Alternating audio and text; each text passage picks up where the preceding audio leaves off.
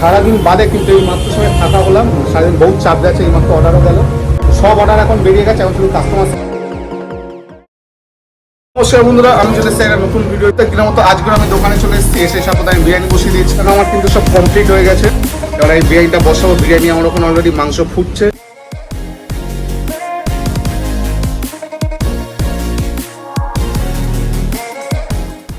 হাড়ি কিন্তু আমার নেমে গেছে। হাড়ি নামানোর সাথে সাথে একটা অর্ডার চলে এসেছে, 22টা বিরিয়ানি নেবে ইনস্ট্যান্ট। তাদেরকে বললাম ডিমে একটু দেরি হবে।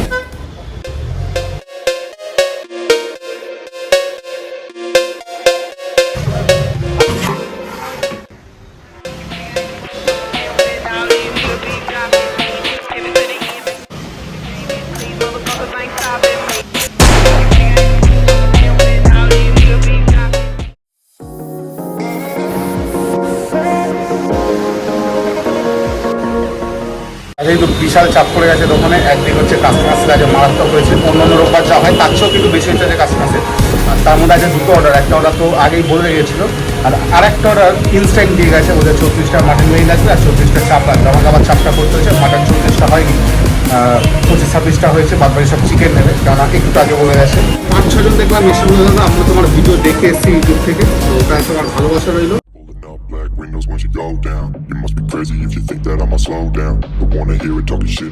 কিন্তু আমার বিরিয়ানি শেষ হয়ে গেছে, আর ওদিকে যারা অর্ডার দিয়েছিল হাড়ি নিয়ে যাবে তারা কিন্তু চলে এসছে। ভাই কিন্তু চলে এসছে যে 30 প্লেটের হাড়ি নিয়ে যাবে। ভাই চলে এসছে, 8টা বলেছিল, বাট সে 7টায় চলে এসেছিলাম। বসে থাকো, হাড়ি রেডি হচ্ছে ভাইদের।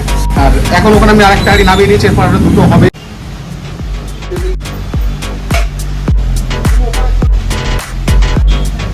সারাদিন বাদে কিন্তু এই মাত্র সময় ফাঁকা হলাম, সারাদিন বহুত চাপ গেছে, এই মাত্র অর্ডারও গেল, সব অর্ডার এখন বেরিয়ে গেছে, এখন শুধু কাস্টমার সেল করবো। এটাই লাস্ট টাইম থাকবে।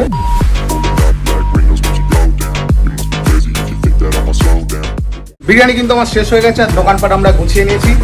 আজ বহুত চাপ গেছে, তার কারণ হচ্ছে আজ সেলটা অন্য দিনের তুলনায় প্রচুর হয়েছে। আর ভিডিওটা যদি ভালো লাগে তাহলে তোমার ভাইকে সাবস্ক্রাইব করো, আর রেজে এসে বিরিয়ানি খাও। Bye bye, good night.